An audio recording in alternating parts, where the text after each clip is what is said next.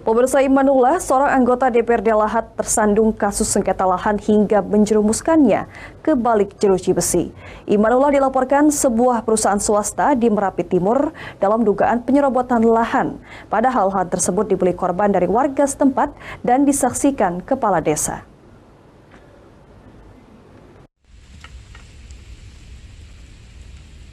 Inilah lokasi lahan yang menjerumuskan anggota DPRD dari Partai Gerindra bernama Imanullah meringkuk di balik jeruji besi Polda Sumatera Selatan.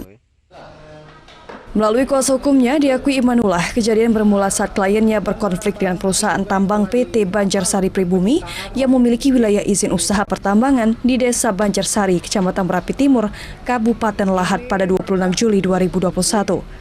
Hingga akhirnya Imanullah dilaporkan atas dugaan penyerobotan lahan serta pemalsuan akta otentik. Namun sebelum dilaporkan ke Polda Sumatera Selatan, Imanullah lebih dulu melaporkan hal tersebut ke Polres Lahat karena tanahnya diserobot perusahaan. Kemudian pada 30 Juni 2022, Polda Sumatera Selatan menetapkan Imanullah sebagai tersangka hingga akhirnya langsung dilakukan penahanan terhadap politisi asal Partai Gerindra tersebut. Penahanan Imanullah atas jeratan pasal 385 KUHP atau pasal 263 ayat 2 KUHP dan pasal 266 pasal 170 KUHP dengan tindak pidana penyerobotan tanah atau pemalsuan surat, memasukkan keterangan palsu ke dalam akta otentik dan juga tentang perusakan secara bersama-sama. Untuk diketahui, lahan kosong yang dibeli Imanullah pada tahun 2012 dari seorang yang datang kepadanya untuk meminta tolong tanahnya dibeli.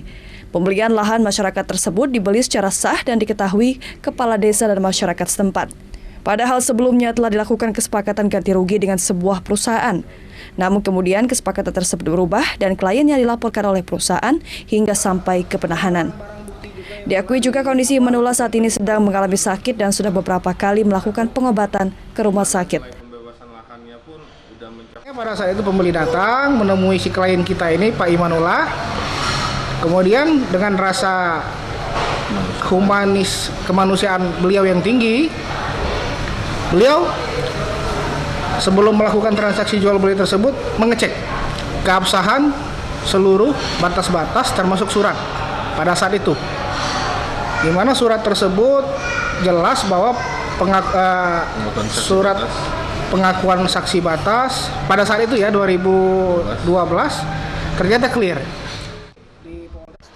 Dari Palembang, Muhammad Riza Falepi, iNews melaporkan.